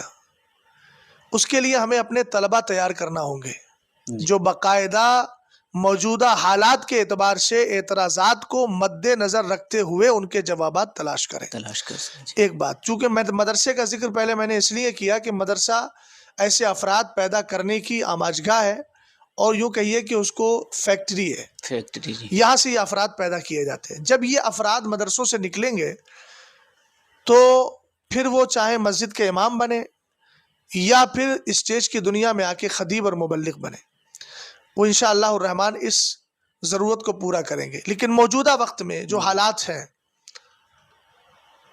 یہ تو میں نے وہ دیا کہ آگے وہ افراد پیدا ہوں گے، ابھی فی الحال ہم کیا کر سکتے ہیں؟ جی، تو فی الحال ہمیں اپنے جلسوں کا تھوڑا سا طرز بدلنا ہوگا۔ جو کمیٹیاں ہیں جو جلسے کراتے ہیں، ہزاروں لاکھوں روپے خرچ کرتے ہیں، ان سے میں گزارش کروں گا آپ کے توسط سے کہ آپ جلسے کا ٹائٹل کسی عالم سے رکھوائیں، اور اس کے بعد خطیب کا جب انتخاب کریں تو یوٹیوب پر سن کر نہیں، جی، اپنے عالم دین سے پوچھیں، مسجد کے امام سے پوچھیں کس کو بلانا چاہیے، اور جس امام سے پوچھا جا رہا ہے وہ دیانت داری کے ساتھ، اس بنیاد پر نہیں کہ فلاں خطیب سے میری یاری ہے، دوستی، چلو تم آ جاؤ، تم آ جاؤ، جی، جو کہ آج کل یہی ہو رہا ہے، یہی ہو رہا ہے۔ جی، تم مرا حاجب ہوگو من ترا حاجب ہوگو۔ جی، تو اس طریقے سے اہل سنت کا نقصان ہو رہا ہے۔ وہ دیانت داری کے ساتھ ایسے خطیب کا نام بتائیں جو باقاعدہ درسگاہی بھی ہو، علمی شخصیت کا مالک ہو، اور دلائل کی روشنی میں بات کرتا ہو۔ اس کو پھر متعین کر دیں کہ جناب ہمارے علاقے میں اس وقت مان لیجئے رافضیت یا خارجیت یا وہابیت غیر مقلدیت پھیل رہی ہے، آپ کو اس عنوان پر بات کرنا ہے۔ پوسٹر میں باقاعدہ خطیب کے نام کے ساتھ وہ عنوان بھی ڈالیں، اور الاؤنسر جب الاؤنسری کرے تو باقاعدہ یہ اعلان کرے کہ حضرت کی گفتگو آج اس ٹاپک پر ہوگی، حضرت کا عنوان یہ ہے۔ اب اس میں آپ یہ بھی کر سکتے ہیں کہ بھئی اصلاح عقائد کے ساتھ اصلاح اعمال بھی ضروری ہے، تو 2 خطیب رکھ لیجیے، لیکن جلسے والوں کی ذمہ داری ہے کہ وہ جن خطیبوں سے بھی بات کریں ان کو ٹاپک پہلے دے دیں اور کہ حضرت اسی پر بولنا ہے، اس سے سائیڈ نہیں ہونا ہے، ہم آپ کی خدمت کے لیے تیار ہیں۔ تو اس طریقے سے بھی ہمارا معاشرہ کچھ نہ کچھ سدھر سکتا ہے۔ نتیجہ کیا ہو رہا ہے، جتنے بھی فرقہ باطلہ سوشل میڈیا پہ بیٹھے ہیں وہ قرآن اور حدیث دکھا کر ہمارے سنیوں کے نظریات کو برباد کرتے ہیں۔ وہ سنی جب آتا ہے اسٹیج کی دنیا میں بیٹھے ہوئے علماء کا چہرہ دیکھنے کے لیے، تو ان کے یہاں صرف لفاظی کے علاوہ کچھ نہیں ہوتا، تو نقصان یہ ہوتا ہے کہ ادھر سے وہ وائرس لے کے آیا تھا، ادھر سے اینٹی وائرس ہے ہی نہیں، اور عقیدہ برباد ہو جاتا ہے۔ جی مفتی صاحب قبلہ، اس میں اعتراض یہ بھی ہو سکتا ہے کہ آپ نے بتایا کہ کمیٹی والوں کو علماء سے رابطہ کرنا چاہیے، اور جو ہے اس کا ٹائٹل وغیرہ کس کو بلانا ہے یہ سب وہی ڈیسائیڈ کرے، جو اپنے علماء کے مشورے سے، جو مسجدوں کے امام ہیں، مدرسوں کے اساتذہ۔ اس میں یہ بھی ہو سکتا ہے کہ بریلی شریف سے کوئی ایسا فتویٰ صادر کر دیا جائے کہ اسی طرح کے جلسے جلوس ہونے چاہیے، تو اس کا اثر اور تھوڑا اس کا میں جواب دیتا ہوں۔ آپ کو شاید یاد ہوگا کہ حضور قائد ملت کی طرف سے مرکز اہل سنت کا پیغام قوم مسلم کے نام، یہ ہر سال سنایا جاتا ہے، اور فقیر اس کو سناتا ہے۔ حضرت کا پیغام ہوتا ہے، پڑھنے کے لیے میں کھڑا ہوتا ہوں۔ اس میں حضور قائد ملت نے ایک بار نہیں، کئی پیغاموں میں یہ چیز لکھوائی ہے کہ آپ پڑھے لکھے خطبہ کو بلائیے، اور ایسے افراد کو بلائیے جو مسلک اعلیٰ حضرت کے پابند ہیں، اور ان سے معیاری گفتگو کروائیے۔ یہ ساری باتیں ایک بار نہیں، کئی بار حضرت کے پیغام کے ذریعے قوم تک پہنچی ہیں، لیکن ہم لوگ یاد نہیں پاتے۔ جی حضرت، کیا فروعی مسائل میں اعلیٰ حضرت سے اختلافات نہیں کیے جا سکتے؟ دیکھیے، اعلیٰ حضرت امام اہل سنت رضی اللہ تعالیٰ عنہ سے اختلاف کرنے کے لیے خود اعلیٰ حضرت ہونا بھی ضروری ہے۔ جی اعلیٰ حضرت امام اہل سنت رضی اللہ تعالیٰ عنہ کون تھے؟ مجتہد فی المسائل تھے۔ میرے ایک مضمون ابھی عربی میں گیا ہے، اعلیٰ حضرت بحیثیت مجتہد کے نام سے ایک پورا جو ہے وہ نمبر نکالا تھا۔ اس میں عربی میں میرا مضمون تھا جس کا عنوان تھا کان الامام احمد رضا خان البریلوی مجتہدن فی المسائل۔ مجتہد کے کئی درجے ہوتے ہیں، اس میں مجتہد فی المذہب ہوتا ہے، مجتہد فی الشرع، مجتہد فی المذہب، اس کے بعد مجتہد فی المسائل۔ تو امام اہل سنت رضی اللہ تعالیٰ عنہ کے جو ہیں وہ مجتہد فی المسائل، مجتہدین فی المسائل میں شامل ہیں۔ اعلیٰ حضرت سے اختلاف کیجیے، لیکن میرا جیسا آدمی یہ آج کے دور کے جو فتاوی رضویہ ہی کو پڑھ کر کچھ فقہی ادراک رکھتے ہیں، اب وہ آگے چل کے اعلیٰ حضرت سے اختلاف کریں تو بھئی ان کا اختلاف کیسے قبول کیا جائے گا؟ ہو سکتا ہے یا نہیں؟ سکنے کے لیے انکار نہیں کر رہا ہے، جی ہو سکتا ہے، مگر اس سکنے کے لیے بالفعل اس درجے کا ہونا ضروری ہے۔ جی اعلیٰ حضرت نے اپنے پہلے جتنے بزرگوں سے اختلاف کیا ہے، تو اگر آپ موازنہ کریں گے تو امام اہل سنت کی صلاحیت ان بزرگوں کی صلاحیت کے برابر تھی، یعنی اگر وہ جس درجے کے فقیہ تھے اس درجے کے اعلیٰ حضرت بھی فقیہ تھے۔ جی ہم درجہ اور ہم پلہ اگر اختلاف کریں تو سمجھ میں آتا ہے، جی ہم جیسے اختلاف کریں تو سمجھ میں نہیں آتا۔ مفتی صاحب قبلہ، آپ نے جلسے جلوس کی بات کی، تو آج کل ایسا ایک ماحول بن گیا ہے 2-4 دنوں میں، مفتی شہریار صاحب کا، پھر ادھر بھائی احمد الفتاح کا، ایک ایسا ماحول کریٹ کیا گیا ہے کہ اگر احمد الفتاح کا نام لیا جائے تو یو پی، اور مفتی شہریار صاحب کا نام لیا جائے تو بہار آتا ہے۔ ایسا لگ رہا ہے یو پی بہار کا جھگڑا چالو ہو گیا، اس میں کیا کہیں گے آپ؟ دیکھیے، پہلی بات تو میں یہ عرض کروں کہ مولانا شہریار صاحب ہوں یا جناب احمد الفتاح صاحب ہوں، یہ دونوں سنی حضرات ہیں۔ خطیب، شاعر، ڈاکٹر، انجینئر، پروفیسر، یہ ساری چیزیں بات کی ہیں، ہم سب سے پہلے مسلمان ہیں، سنی سے العقیدہ مسلمان ہیں، اور دونوں مسلک اعلیٰ حضرت کا دم بھرنے والے لوگ ہیں۔ اور سرور کائنات صلی اللہ تعالیٰ علیہ وسلم نے خود ارشاد فرمایا کہ حدیث میں المومن للمومن کالبنیان یشد بعضہ بعضا، ایمان والا ایمان والے کے لیے ایک عمارت کی طرح ہوتا ہے جس کے ایک حصے سے دوسرے کو مضبوطی ملتی ہے۔ ٹھیک، قرآن نے بھی کہا انما المومنون اخوہ، ایمان والے آپس میں بھائی بھائی ہیں۔ تو جب ایک دوسرے کے ہم بھائی ہیں اور مسلمان ہیں، کلمہ اسلام نے ہم سب کو جمع کیا، اور سنیت کے افکار و نظریات نے ہم سب کو یکساں کیا ہے اور جی ایک درجے میں رکھا ہے، تو ایسی صورت میں یو پی بہار اس طرح کا ماحول بنانا یہ قطعاً درست نہیں ہے۔ اور ایک چیز میں عرض کرتا چلوں گا، جی کبھی بھی کسی کا قد مت دیکھیے گا، حق دیکھیے گا، حق کس کے ساتھ ہے۔ حضور تاج الشریعہ علیہ الرحمہ نے ایک موقع پر فرمایا کہ مسلک اعلیٰ حضرت معیار ہے، اس مسلک پر مجھے بھی چیک کرو، میرے خاندان والوں کو بھی چیک کرو، اور سارے علماء کو چیک کرو، جو اس کے مطابق ہے اسی پر عمل کرو۔ اب یہاں ایک چیز دی جا رہی ہے کہ وہ فلاں عالم ہے، فلاں شاعر ہے، لہذا یہ چیزیں نہیں ہے۔ معیار عالم، شاعر، خطیب، غیر خطیب، شہزاد، فلاں فلاں، یہ سب نہیں ہے۔ جی معیار ہے حق۔ حق اگر بچے کے ساتھ ہے اور نہ حق اگر کوئی پڑھا لکھا آدمی بھی ہے تو ایسی صورت میں ساتھ حق کا دیا جائے گا۔ اور یہ ماحول پیدا کرنا یو پی بہار والا، یہ ساری چیزیں قطعاً درست نہیں ہے۔ اسلام میں اس تعصب بیجا کی اور اس تعصب کی اور اس اختلاف کی کوئی جگہ نہیں ہے۔ ہم سب مسلمان ہیں، ایک ہی مسلک کے ماننے والے ہیں، ہم سب کو شیر و شکر رہنا چاہیے، اور حق جس کے ساتھ ہے اور سامنے والے پر حق واضح ہو گیا تو جی ذاتیات پر نہ آ کے شرعی امور کو سامنے رکھ کر فیصلہ کر لینا چاہیے۔ جی مفتی صاحب قبلہ، غازہ فلسطین میں امت مسلمہ پر یہودیوں نے جو مصیبتوں کے پہاڑ توڑے ہیں، اس پر امت مسلمہ کا کیا رد عمل ہونا چاہیے؟ دیکھیے، یہ سوال آپ نے جو کیا ہے یہ آفاقی سوال ہے، جی تو اس کا جواب بھی آفاقی ہی ہوگا۔ جی فلسطین کے جو لوگ دنیا سے جا رہے ہیں، جو ان کی لڑائی ہے وہ ان کی اپنی ذاتی لڑائی نہیں ہے، اور اس لڑائی میں بچے بھی گئے، بوڑھے بھی گئے، جوان بھی گئے۔ جی البتہ ہم شہید انہی کو کہتے ہیں جن کے عقائد اہل سنت والجماعت والے عقائد تھے۔ جی ان کی لڑائی بیت المقدس کی خاطر ہے، اور یہودی اسی قبلہ اول کے لیے ہی ان پر ظلم و ستم کر رہے ہیں۔ ستم کریں۔ جی اس کے لیے ہونا یہ چاہیے کہ دنیا بھر کے جو اسلامی ممالک ہیں، جو خود کو مسلمان کہتے ہیں، وہ اس ظلم کے خلاف متحد ہو کر اور اس ظلم کے خلاف آواز اٹھائیں، اور جو بھی صحیح چارہ جوئی ہے۔ ہم دہشت گردی، جنگ، اختلاف، ان ساری چیزوں کی اجازت نہیں دے رہے ہیں، اور نہ اس پر ہم بات کر رہے ہیں، بلکہ ہم یہ کہہ رہے ہیں کہ جو بھی متحد ہو کر بہترین لائے عمل ہو، جس سے ان فلسطینیوں کی جان بھی بچے، ان کی زندگی خوشحال ہو، ان کے گھر بھی ہوں، اور ان کو پھر پرانی زندگی مل سکے۔ اب جو چلے گئے، لیکن جو بچے ہیں ان کی حفاظت کے لیے دنیا بھر کے سارے مسلم ممالک کو متحد ہو کر آواز بلند کرنا چاہیے، اور اپنی بات اقوام متحدہ تک پہنچا کر اس کو منوانا چاہیے۔ دوسری بات اصل میں یہ ہے کہ اس سلسلے میں نے کبھی کچھ دنوں پہلے اپنا ایک پیغام بھی دیا تھا عربی میں، جی اور خاص کر وہ عرب کنٹریز کے لیے میں نے لکھا تھا، رسالۃ متفجعۃ الی الدول العربیہ والاسلامیہ، دونوں کو کہا تھا، اور میں نے یہی بات کہی تھی کہ آپ قانون کے دائرے میں رہ کر کے اپنی بات کو منوائیے، اس لیے کہ وہ ان سے ہمارا رشتہ ہے، ان کا دکھ ہمارا دکھ ہے، ان کی تکلیف ہماری تکلیف ہے۔ ہم کیا کر سکتے ہیں؟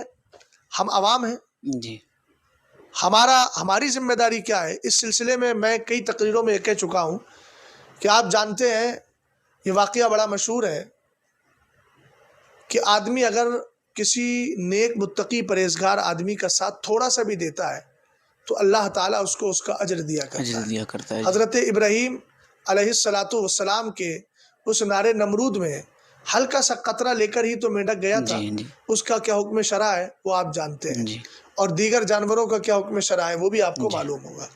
تو ہم اس وقت ان نہتوں کے لیے دعا کر سکتے ہیں، دعا ہمارا سب سے بڑا ہتھیار ہے، ایک بات۔ دوسری بات یہ ہے کہ ان کی جن مصنوعات کا ہم بائیکاٹ کر کے ان کو معاشی نقصان پہنچا سکتے ہیں، ان کو معاشی نقصان پہنچانا چاہیے، تاکہ ان کو کہیں نہ کہیں سمجھ آئے، اس لیے کہ یہودی مال کا بڑا لالچی ہے۔ جی اس طریقے سے ہم اپنی جو ہے وہ محبت اور اپنے پیار کا اظہار کر سکتے ہیں۔ یہ طریقہ میرے ذہن میں بر وقت ہے۔ جلسوں کے تعلق سے جو آپ نے بات کی، اس میں بھی ایک مشورہ آپ سے لینا چاہوں گا، اور پھر عوام اہل سنت کو بھی اس مشورے کی ضرورت ہے کہ جلسوں کا جو نظام اس قدر بگڑا ہوا ہے، جو درسگاہی لوگ ہیں وہ اسٹیج تک نہیں پہنچ پا رہے ہیں، تو کیا اب ضرورت محسوس ہو رہی ہے کہ ان علماء کو لایا جائے جو درسگاہی ہیں؟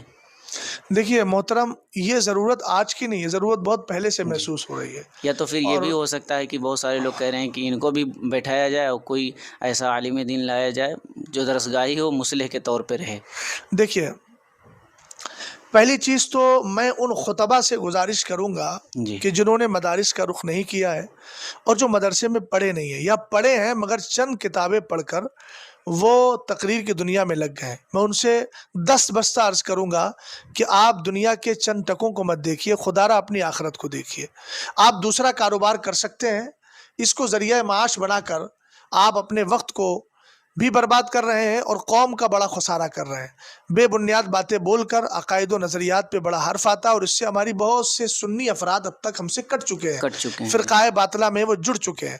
تو میں ان سے گزارش یہ کروں گا کہ آپ رہبر صاحب کیا کہہ رہے ہیں، شہزاد کیا کہہ رہا ہے، ان ساری چیزوں کو چھوڑیے۔ آپ اپنی آخرت کی خاطر، جب آپ کے پاس علم ہے نہیں تو ظاہر سی بات ہے اگر ڈاکٹر کے پاس آپریشن کا علم نہ ہو، اس کے ہاتھ میں مریض کو تھما دینا یہ اس کو ہلاکت میں ڈالنا ہے۔ اسی طریقے سے میری قوم کے وہ نوجوان جو پیسے کے بل پر ہم کسی کو بھی بلا لیں گے اور وہ ایسے بازاری ان پڑھ جن کو معلومات ہے نہیں ان خطیبوں کو لا کر دراصل وہ جلسہ نہیں کر رہے ہیں، وہ ہماری قوم کی نئی نسل کے افکار و نظریات کو برباد کر رہے ہیں۔ تو جس طریقے سے ہم کسی اناڑی کے ہاتھ میں، کسی کم پڑھے لکھے ڈاکٹر کے ہاتھ میں جو آپریشن سے نابلد ہو اپنا مریض نہیں تھما سکتے ہیں، تو اپنی نئی نسل کے عقائد و نظریات اس کے ہاتھ میں کیسے دے رہے ہیں؟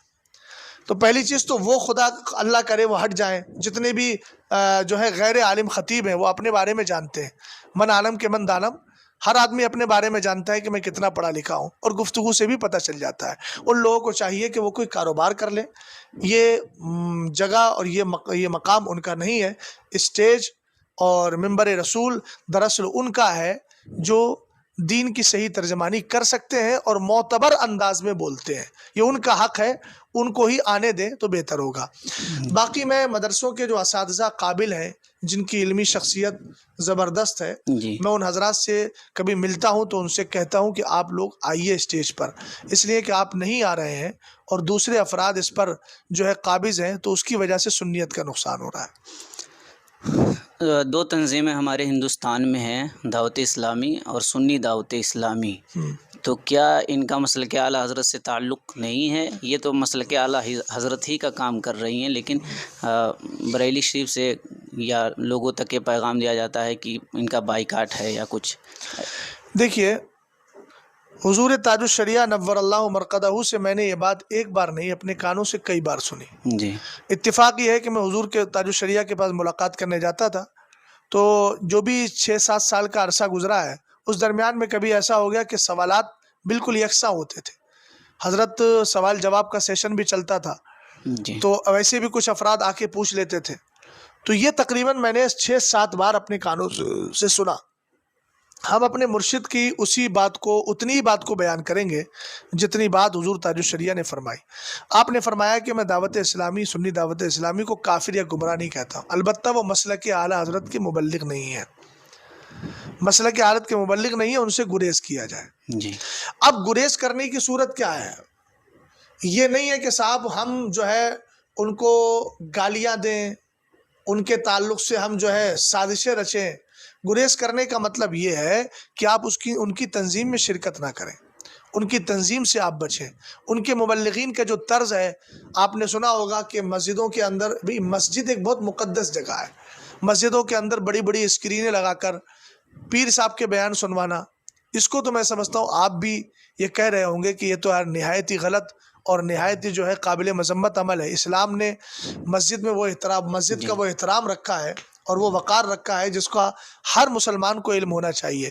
تو حضور تاج الشریعہ علیہ الرحمہ نے ان چیزوں کو سامنے رکھ کر کے یہ کہا ہے کہ مسلک اعلیٰ حضرت کے مبلغ نہیں ہے۔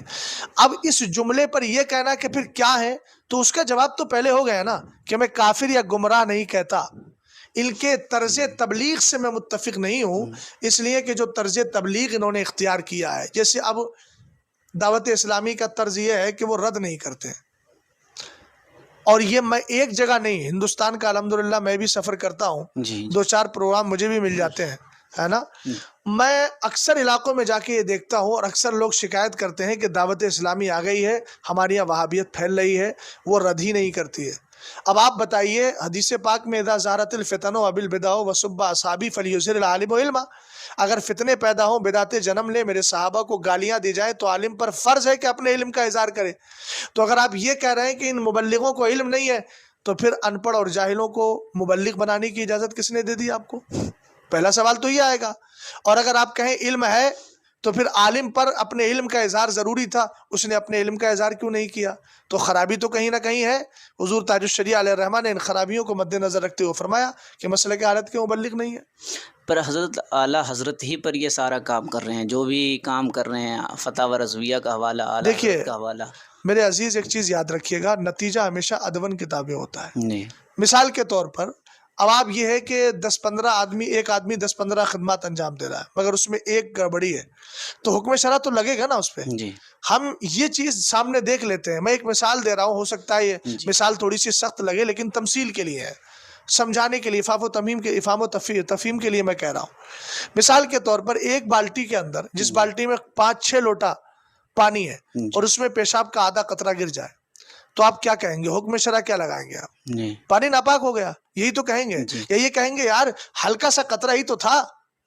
تو طرز زندگی میں آپ نے 10 کام کیے، لیکن ایک کام اگر شریعت کے خلاف جا رہا ہے تو حکم شرع تو عائد ہوگا۔ جی اس میں کون سی حیرت کی بات ہے؟ یہاں کوئی کوانٹٹی کی بات تھوڑی چلتی ہے، یہاں تو صحیح اور غلط کی بات چلتی ہے اسلام میں، کہ کوانٹٹی اتنی ہو گئی تو لہٰذا اب چلو ان نے 10 کام نیک کر لیے، تو 2 کام اس نے جو ہے گڑبڑ کر رہا ہے، تو چلو چھوڑو، کوئی بات نہیں، 10 تو نیک کر رہا ہے۔ جی مفتی صاحب قبلہ، اب ہم تھوڑا سا پرسنل کچھ آپ کے تعلق سے جاننا چاہیں گے، آپ کے اساتذہ بالخصوص کون کون سے ہیں؟ میرے اساتذہ میں، اصل میں اساتذہ کی فہرست تو کافی طویل ہے، میں نے جتنے اداروں کا تذکرہ کیا، جی آپ کو معلوم ہے کہ ہر ادارے میں کم سے کم 10 15 20 استاد تو ہوتے ہی ہیں۔ جی جی تو میں تو یہ کہتا ہوں کہ جتنے اساتذہ ہیں اور جتنے لوگوں نے مجھے پڑھایا ہے اور جو مسلک اعلیٰ حضرت کے پابند ہیں، میں حضرت مولا کائنات رضی اللہ تعالیٰ عنہ کے قول کی روشنی میں ان کا غلام ہوں۔ جی وہ مجھے چاہے تو بازار میں بیچ دیں اور چاہے تو باقی رکھیں، مگر شرط میری یہی ہے، میں اس کے ساتھ کبھی کمپرومائز نہیں کرتا۔ میرے رشتہ دار ہوں، میرے استاذ ہوں، میرے بڑے ہوں، میرے مبلغ ہوں، مسلک اعلیٰ حضرت کے پابند ہیں، تو میں ان کو سروں کا تاج سمجھتا ہوں۔ جی مفتی صاحب قبلہ، آپ نے بار بار یہی جملہ فرمایا کہ میرے پیر و مرشد کا یہی حکم تھا اور اسی پر میں عمل پیرا ہوں، تو پیر و مرشد ہی ہیں سب کچھ یا پھر اس کے اوپر بھی؟ دیکھیے، حضور تاج الشریعہ نور اللہ مرقدہ صرف پیر محض نہیں تھے، جی وہ ایک عالم دین تھے۔ میں حضور تاج الشریعہ علیہ الرحمہ کی بات کو محض پیر ہونے کی بنیاد پر نہیں ماننا ہوں، جی بلکہ میں بحیثیت عالم ہونے کی بنیاد پر ماننا ہوں، بحیثیت مفتی اور محقق اور مدقق ہونے کی حیثیت سے۔ اور آپ جانتے ہیں کہ پیر بننے کی صلاحیت بھی اسی میں ہوتی ہے بے شک۔ کہ جو دینی مسائل کا علم رکھتا ہو۔ حضور تاج الشریعہ صرف دینی مسائل کا علم ہی نہیں رکھتے تھے، بڑے بڑے علماء کے پھنسے ہوئے مسائل کو حل کرتے تھے۔ اگر اس کی آپ کو تفصیل کبھی معلوم کرنا ہو تو ہمارے جو پرانے بزرگان دین، جو بزرگ حضرات ہیں اور جو سیمینار میں شرکت کرتے تھے بریلی شریف کے، ان سے آپ پوچھئے گا۔ کچھ سیمیناروں میں نے بھی حضور تاج الشریعہ علیہ الرحمہ کے دور میں شرکت کی ہے۔ اس وقت جب کہ میں دیکھتا تھا کہ بظاہری بینائی بھی حضور تاج الشریعہ کی کام نہیں کر رہی تھی، باطن تو الحمدللہ بڑا روشن تھا آپ کا، اور آج بھی روشن ہے۔ تو حضور تاج الشریعہ علیہ الرحمہ بہت سارے ایسے مسائل آتے تھے کہ جن میں بڑے بڑے مفتیان اکرام ہندوستان بھر کے سب خاموش بیٹھ جاتے، اب اس کے مسئلے کا حل کیا ہوگا، اور حضرت اس کو مختصر وقت میں حل کر دیا کرتے تھے۔ تو میں حضور تاج الشریعہ علیہ الرحمہ کی بات پر عمل اس لیے کر رہا ہوں کہ حضور تاج الشریعہ میرے روحانی پیشوا ہیں، اور جس طریقے سے میں ان کے ہاتھ پر بیعت ہوا ہوں، اسی طریقے سے وہ میرے دینی مسائل یعنی روحانی مسائل بھی حل کرتے ہیں اور دینی اور شرعی مسائل بھی حل کرتے ہیں۔ حضور مفتی صاحب قبلہ، ابھی جھانسی کا مناظرہ ہوا، بنگلور کا مناظرہ ہوا، اس کے بعد لوگوں کی نگاہ میں آپ آئے کہ مطلب ہم جیسے لوگ نہیں جانتے تھے، بقیہ جو آپ کا علمی حلقہ ہے اس میں لوگ آپ کو جانتے تھے، تو یہ مناظرے کا سلسلہ کب آغاز کیا آپ نے، کیسے ہوا؟ دیکھیے، میں آپ کو بتا دیتا ہوں، جب میں جامعہ قادریہ میں پڑھتا تھا تو دور طالب علمی سے مجھے ایک ذوق تھا بحث و مباحثے کا، جی اور اس وقت ہمارے کچھ ساتھی ہوتے تھے جن میں ایک دو لوگوں کا نام میں لیتا ہوں، اگرچہ وہ عوامی سطح پہ بہت زیادہ مشہور نہیں ہے، لیکن بڑے متقی پرہیزگار، اور اس طرف ان کی توجہ. ایک مولانا شکیل صاحب، صوفی شکیل ان کو ہم کہتے تھے، کھیری لکھیم پور کے. آج بھی وہ بنجر زمین میں جو ہے کاشت اگانے کا کام کر رہے ہیں. جی اللہ ان کو جزائے خیر دے. آمین. ایک ہمارے دوست ہوتے تھے صوفی محمد رضا، مفتی محمد رضا صاحب. یہ حضرات اصل میں رد وہابیہ کے بڑے شائخ تھے، اور وہیں سے میرا مزاج بھی بنا دور طالب علمی سے، جب میں ثالثہ اور رابعہ جماعت میں تھا. جی تو ہم لوگوں کا ایک مزاج یہ ہوا کہ بھئی ہم کیا کریں، ان طواغیت اربع کی تکفیر پر کچھ مطالعہ کریں. مولانا عاقل صاحب قبلہ جو اس وقت منظر اسلام کے پرنسپل ہیں، ان کا یہ مزاج تھا کہ وہ درسی کتاب کے مکمل ہونے کے بعد یا اس کا سبق دیکھ لیا جتنا پڑھانا ہے، اس کے بعد ہم ان کے پاس کچھ جو ہے کفری عبارتیں جو ان کی ہوتی تھی وہ لے کر کے جاتے تھے. پھر وہ اس کی توجیہ کر کے اس میں کیا کفریات ہیں، پھر اس کے رد پر کچھ کتابیں ہوتی تھی ان کی رہنمائی کرتے تھے.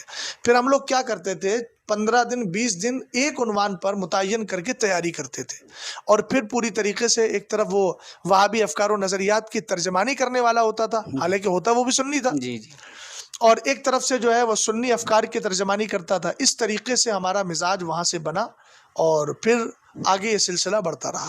صاحب مفتی صاحب قبلہ، مناظرین کی تعداد بہت کم نظر آ رہی ہے، تو اس فیلڈ میں بھی کتنا آپ سوچ رہے ہیں کام کرنے کے لیے، اور کتنا بہتر کیا جا سکتا ہے اس فیلڈ میں؟ دیکھیے، میں نے پہلے تو اس سوال کا جواب جزوی طور پہ ہو ہی گیا کہ مدارس اہل سنت کو چاہیے کہ اس طرح کے افراد تیار کریں. لیکن میں نے پرسنلی طور پہ یہ سوچا ہے کہ آنے والے وقت میں انشاءاللہ الرحمن کوئی بھی تدبیر، لعل اللہ یحدث بعد ذلک امرا، امید ہے کہ اللہ اس کے بعد کوئی معاملہ پیدا فرما دے گا اور کوئی تدبیر عطا فرمائے گا. میں انشاءاللہ الرحمن پرسنلی طور پہ اس میں کوشش کروں گا کہ اپنے کچھ شاگردوں میں، جن کو میں دیکھوں گا کہ وہ چرب زبان بھی ہیں اور ان کی عربی بھی اچھی ہے اور عبارتوں پہ ان کی جو ہے پکڑ بھی مضبوط ہے، ایسے افراد کو انشاءاللہ ممبر کی زینت بنانے کے لیے کیسے خطابت ہونا چاہیے اور کس طریقے سے قوم کی اصلاح ہو، اور اسی طریقے سے ان کو خاص ٹاپک پر، یعنی اگر مان لیجئے میرے ٹچ میں کچھ شاگرد ایسے آئے، 10 آ گئے مثال کے طور پہ، تو 3 کو میں مختص کر دوں گا کہ آپ کو صرف غیر مقلدیت پر پڑھنا ہے، ان کے اعتراضات کے جوابات تلاش کرنا ہے. 3 کو ایسا متعین کروں گا انشاءاللہ الرحمن کہ جو دیابنا کی کتابوں کو پڑھے، کفری عبارات کو سامنے رکھ کر اپنے بزرگوں کے جو جوابات ہیں ان کا مطالعہ کریں، اور 3-4 کم سے کم ایسے ہوں جو اس وقت کے سب سے بڑے فتنہ رافضیت، اس پر مطالعہ بھی کریں، ان کے اعتراضات کو سمجھے بھی، پھر ان کا دفاع کیسے ہوگا. انشاءاللہ الرحمن مستقبل میں میرا یہ ارادہ ہے. مفتی صاحب قبلہ، عموماً بہت سارے لوگ مفتی نہیں ہوتے ہیں، اشتہارات میں لکھواتے ہیں مفتی، لیکن کورس نہیں کرتے ہیں. اس تعلق سے بھی پوچھنا چاہوں گا لکھوانا کیسا، اور پھر آپ نے بھی افتاء کہاں سے کیا، اس کے بارے میں بھی جاننا دیکھیے، چاہوں گا. میں نے جہاں تک اپنے احباب سے اور اپنے بزرگوں سے سنا، اور سننے کے ساتھ ساتھ خود بھی ذاتی طور پہ میں نے اس کو محسوس کیا، اور کچھ ایسے افراد بھی ہیں جن کے پاس باقاعدہ کوئی ڈگری نہیں ہے، جی ٹھیک ہے، ان کے ساتھ مفتی کا لقب لگتا ہے، میرے ساتھ بھی لگتا ہے، اور بھی کچھ حضرات ہیں. میں یہ جانتا ہوں کہ مفتی ہونے کے لیے اصل صلاحیت کا ہونا ضروری ہے. آدمی کے اندر اگر علمی صلاحیت ایسی ہے کہ جو فتویٰ دے سکتا ہے، بات سمجھ گیا، جی جی تو پھر اس کے ساتھ اگر مفتی کا لقب لگ جائے تو اس میں کسی کو ناراض ہونے کی کوئی ضرورت نہیں ہے. ایک آدمی وہ ہے جس نے 2 سال تک ڈگری کی مگر علمی صلاحیت سے کورا ہے، اس کے ساتھ ہم لفظ مفتی لگائیں تو محض ڈگری کی بنیاد پر مفتی لگانے کی اجازت پھر کیسے ہوگی؟ یعنی اس کے لیے اس میں فتویٰ صلاحیت، دینا ضروری اصل صلاحیت ضروری ہے. اصل اور بفضل تعالی میں جن شخصیات کو جانتا ہوں، انہوں نے اگرچہ باقاعدہ یہ چیز نہیں کی ہے، لیکن ان کے اندر صلاحیت ہے کہ وہ فتویٰ دے سکتے ہیں. جی. جیسے حضور مفتی صاحب قبلہ، ابھی جو بھی ہمارے سنیوں کے مدرسے ہیں یا جامعات ہیں، وہ ابھی یہ فتویٰ کا معاملہ آیا تو مفتی شہریار صاحب نے کہا کہ جو بھی ہم پر الزامات ہیں، یا تو مرکز اہل سنت بریلی شریف موجود ہے، جامعہ شفیہ موجود ہے، یہاں سے فتویٰ لے سکتے ہیں آپ لوگ، لا کر ہم کو دکھائیں، ہم توبہ کریں گے. تو کیا صرف مرکز اہل سنت ہی سے فتویٰ لیا جا سکتا ہے، جامعہ اشرفیہ سے نہیں؟ دیکھیے، میں اس پر کچھ گفتگو کرنے سے پہلے ایک بات یہ عرض کروں گا جی کہ جب قائل دنیا میں موجود ہو جی تو اس کی مراد قائل سے ہی معلوم کر لینا بہتر ہے. ورنہ اگر میں کوئی وضاحت ایسی دوں جو وضاحت مولانا شہریار صاحب قبلہ کے خلاف ہو، یا پھر احمد الفتح صاحب کے خلاف ہو تو یہ توجیہ القولی بما لا یرضی بہ القائل کے قبیل سے ہو جائے گا، یا میں کوئی ایسی توجیہ کر دوں جو توجیہ وہ ذہن میں نہیں رکھتے ہیں، ان کی مراد نہیں ہے، تو پھر میں ایسی وضاحت دوں گا جو وضاحت خود ان کی مراد نہیں، یہ مقصود کے خلاف ہوگا۔ میں یہ چاہتا ہوں کہ اس سلسلے میں آپ براہ راست دونوں حضرات سے رابطہ کر کے ہر ایک کا موقف جان لیں کہ آپ نے ایسا کیوں کہا۔ بلا شبہ اس میں کوئی شک نہیں ہے کہ بریلی شریف مرکز اہل سنت ہے اور یہاں کا فتویٰ سب سے زیادہ معیاری فتویٰ مانا جاتا ہے، عوام کی نظر میں بہت زیادہ مقبول بھی ہے۔ تو میں سمجھتا ہوں کہ اعلیٰ نے فرمایا کہ مومن کے کلام میں معاملِ حسن تلاش کرنا چاہیے۔ احمد الفتح صاحب نے اسی جو ہے مطمع نظر سے کہہ دیا ہوگا کہ بریلی شریف چونکہ مرکز ہے اور اس کا فتویٰ سب سے زیادہ مضبوط اور مستحکم اور سب سے زیادہ معتبر مانا جاتا ہے، اس لحاظ سے انہوں نے کہہ دیا ہوگا کہ وہاں سے فتویٰ لے لیا جائے۔ لیکن جتنے سنی ادارے ہیں اور جتنے سنی دارالافتاء ہیں، اشرفیہ ہی نہیں، جتنے جو بھی ہیں سنی ادارے ہیں اور سنی جو ہے وہ دارالافتاء ہیں، اگر وہ شرع شریف کی روشنی میں اور مسلک اعلیٰ حضرت کی روشنی میں فتویٰ دے رہے ہیں تو وہاں سے فتویٰ لیا جا سکتا ہے۔ جی، آپ کو کہاں کہاں سے خلافت حاصل ہے؟ دیکھیے، سب سے پہلے تو سرکار تاج الشریعہ نور اللہ مرقدہ نے مجھے، جب میں یہ آپ کے مرکز الدراسات الاسلامیہ جامعۃ الرضا کا استاد بن گیا تھا، اسی وقت مجھے حضور تاج الشریعہ علیہ الرحمہ کی بارگاہ سے خلافت حاصل ہوئی تھی، جی ہے نا۔ یہ تو پہلی خلافت تو حضور تاج الشریعہ علیہ الرحمہ کی ہے۔ جی، دوسری خلافت حضرت سرکار سیدنا میر عبد الواحد بلگرامی رحمۃ اللہ تعالیٰ علیہ کے جو سجادہ رہے اور حضرت سید سہیل میاں صاحب قبلہ کے والد بزرگواری سید طاہر میاں صاحب قبلہ علیہ الرحمۃ و رضوان بڑے نیک اور بڑے متقی پرہیزگار تھے اور نیک صفت انسان تھے، اللہ تعالیٰ ان کی قبر پر رحمت و نور کی بارش فرمائے۔ آمین۔ تیسری خلافت مجھے جو حاصل ہوئی ہے وہ علامہ حسن میلسی، ہمارے پڑوسی ملک کے رہنے والے ہیں اور میرا کبھی جانا نہیں ہوا، لیکن انہوں نے خلافت اور اجازت دے کر خلافت نامہ جو ہے بفضل تعالیٰ مستقر ارسال کروا دیا، اور وہ ہیں جنہوں نے تقریباً 10 خلفائے اعلیٰ حضرت کی زیارت کی ہے۔ یہ میرے تیسرے مرشد اجازت ہیں، اور چوتھے مرشد اجازت خانقاہ اشرفیہ، سلسلہ اشرفیہ کے ایک زبردست پیر جن کو زمانہ حضرت علامہ مولانا سید حسینی میاں صاحب قبلہ ناگپور، جو قطب رائچور کے جانشی تھے، ان سے خلافت حاصل ہوئی۔ اس طریقے سے سرکار تاج الشریعہ کی ایک ہو گئی، اور علامہ حسن میلسی، سید طاہر میاں صاحب، اور چوتھی خلافت مجھے جو حاصل ہے حضور محدث کبیر علامہ ضیاء المصطفیٰ صاحب قادری دامت برکاتہم العالیہ کی جو عرس رضوی کے موقع پہ عطا فرمائی تھی۔ اور ابھی چند دنوں پہلے میں اصل میں بلگرام شریف گیا تھا، سید بادشاہ میاں صاحب قبلہ کی والدہ کے انتقال پر، چونکہ مجھے کانپور جانا تھا اور مجھے اسی دن اتفاق یہ ہوا کہ کانپور جانا تھا مجھے، اور پتہ چلا کہ حضرت کی والدہ کا انتقال ہو گیا ہے، تو میں وہاں تعزیت کے لیے گیا۔ تو ان کے بیٹے سید انس میاں صاحب قبلہ جو ہیں، انہوں نے، میں بیٹھا ہوا تھا، کہا کہ میری خواہش یہ ہے، سید بادشاہ میاں صاحب قبلہ سے کہا میری خواہش یہ ہے کہ آپ اپنے بزرگوں کی امانتیں ان کو دے دیں۔ تو سید بادشاہ میاں صاحب قبلہ نے بھی مجھے اجازت عطا فرمائی۔ یہ 6 جگہوں سے آپ کو خلافت حاصل ہے۔ مفتی صاحب قبلہ سوالات تو بہت سارے ہیں، وقت کی کمی ہے آپ کے پاس، لیکن ایک اہم سوال ہے، اس کے بعد ختم کر دیا جائے گا پوڈ کاسٹ۔ یہ سوال یوں بھی ہے کیونکہ دور حاضر میں مرکز اہل سنت بریلی شریف سے جس قدر لڑکیاں مرتد ہو رہی ہیں، اس کا کیا لاہ عمل تیار کیا گیا ہے؟ کیونکہ جب مرکز ہی سے یہ سارے معاملات سنائی دیتے ہیں تو پھر جو دور ہیں وہ کس قدر اپنے آپ کو محفوظ رکھ سکتے ہیں؟ دیکھیے، یہاں ایک تھوڑی سی چیز ہمیں یہ سمجھنا ہوگی کہ وہ بچیاں سب مرکز ہی کی ہیں یا کہیں اور کی بھی ہیں۔ دراصل ہو کیا رہا ہے؟ ہو یہ رہا ہے کہ یہاں ایک بدبخت ہے جس نے یہ ذمہ داری لے رکھی ہے کہ میں ان کو کنورٹ کر کے ادھر لے کر آؤں گا۔ ٹھیک، اب ہوتا کیا ہے کہ یو پی بھر کی جو لڑکیاں ہیں جو اسلام سے معاذ اللہ رب العالمین دوری اختیار کرنا چاہتی ہیں، ان کو کہیں نہ کہیں خبر مل گئی کہ فلاں شخص ہے جو ہماری اس چیز میں مدد کرتا ہے، تو وہ آ کر کے یہاں رابطہ کر لیتی ہیں۔ رابطہ کر لیا، اب خبر کہاں کی لگے گی؟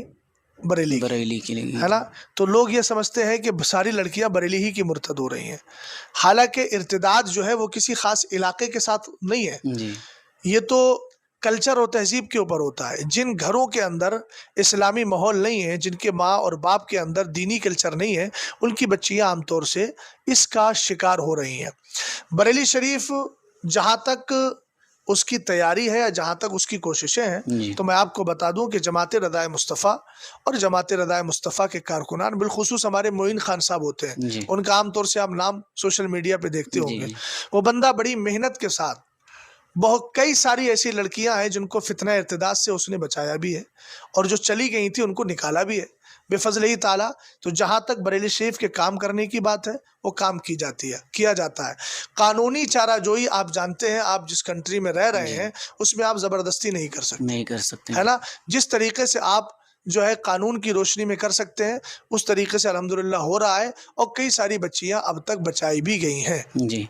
लेकिन उनका नाम जो है बताया नहीं गया है या फिर लोगों नहीं, तक नाम ज़ाहिर भी नहीं। सोशल मीडिया पे आया। देखिए, अब मैं बहुत ज़्यादा सोशल मीडिया इस्तेमाल नहीं करता हूँ, और ना मैं कटिंगे वो रखता हूँ। जी हालांकि आप जब जाएंगे तो उसमें बहुत सारी लड़कियों का बाकायदा नाम के साथ आपको मिल जाएगा जी। कि इन हजरात ने इनको बचाया। आखिर में अवाम अहले सुन्नत को क्या पैगाम देना चाहेंगे? पैगाम मैं असल में वही दूंगा जो मेरे मुर्शिद ने जाते हुए दिया कि मसलक आला हज़रत पे कायम रहो, ज़िंदगी दी गई है इसी के लिए। जी मसलक आला हज़रत सलामत रहे, एक पहचान दीन नबी के लिए। मैं सबसे यही कहूँगा कि मसलक आला हज़रत के झंडे तले आप जमा हो जाएं। जी आपकी खानका कोई भी हो, आप किसी भी ज़िले, इलाके और ख़ित्ते सूबे के रहने वाले हों, मसलक आला हज़रत को अपना मेयार बनाइए, और जो मसलक आला हज़रत पर चल कर दुनिया से हमारे उलमा तशरीफ़ ले गए, उनको अपना आइडियल बनाइए, अगर आने वाले वक्त में अपनी नस्लों के ईमान अक़ीदे की हिफाजत चाहते हैं तो। जी मसलक आला हज़रत से चिढ़िए मत, आला हज़रत को जो है बुग़्ज़ और कीनी की नज़र से मत देखिए। आला हज़रत आपके अपने हैं। आला हज़रत ने आपके बच्चों की, आपकी और आपके आबा व अजदाद जो गुज़रे हैं, उन सब के ईमान अक़ीदे की हिफाजत की है। लिहाजा अगर आप फलाह चाहते हैं तो इसी पर गामज़न रहें। माशाल्लाह। मुफ्ती साहब क़िबला, आपका बहुत शुक्रिया कि आपने अपना कीमती जज़ाकल्लाह। वक्त इनायत फरमाया। नाज़रीन इकराम, बहुत सारे सवालात रह गए हैं। मुफ्ती साहब क़िबला के पास वक्त भी कम है, उनको अभी घर की तरफ निकलना है, जिसकी वजह से बहुत सारे सवालात और एतराज़ात रह गए हैं, और यकीनन बहुत सारे सवालात और उसके एतराज़ जो भी हुए, मुफ्ती साहब क़िबला ने उसके जवाब बहुत तसल्ली बख्श आपने जवाब दिया है और आपने समाअत किया। फिर मिलते हैं किसी अगले पॉडकास्ट में, तब तक के लिए हमें इजाज़त दीजिए। अस्सलामु अलैकुम व रहमतुल्लाहि व बरकातुहू।